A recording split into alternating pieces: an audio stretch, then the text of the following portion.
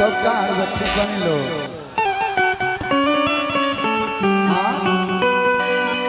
उनके बोलाई हम तारा ठीक नहीं खिलागो सुनत नहीं खिलागा तुम तारा डुएट रह जालो इश्क और प्यार का तुम बजा लीजिए थोड़ा इंतजार का जाना था नियारा कि गोली चली चाहे छाड़ा ये यारा कभी आरा हो खून में गर्मी बा लेकिन 2 मिनट हमनियो के तनी मनी इतना दिन बाद भेटाई मन रोवा लो अपनो बात कुछ बोल लेबे त एकरा बाद तो होबे करी देखी नवरात्र आवे आला बा 15 तारीख के नवरात्र स्टार्ट हुई लोग कहेला कि भोजपुरी में निमन निमन गीत भजनों में लोग देवी गीत में भी लोग सावन में भी लोग थोड़ा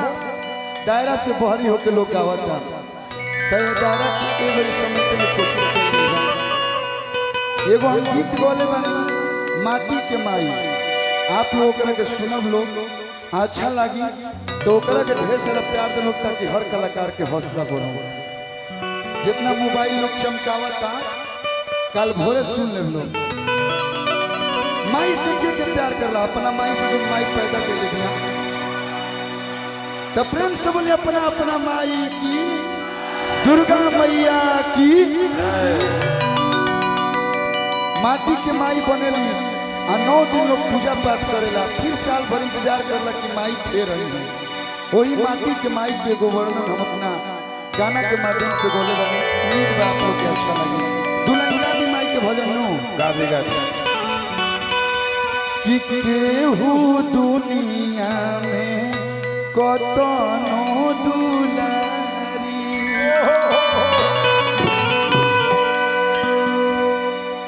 गर्लफ्रेंड तारा के 100 गो मिल जाए बड़ भाई कहे वाला कि हम तोर बड़ भाई है जो तारा के 200 मिल जाए चाचा जी 5000 मिली है लेकिन माई ये कहीं मिली जो माई पैदा कर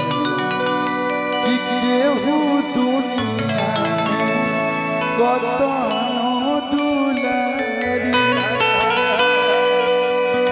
बाकी कहीं हो खेली मातारी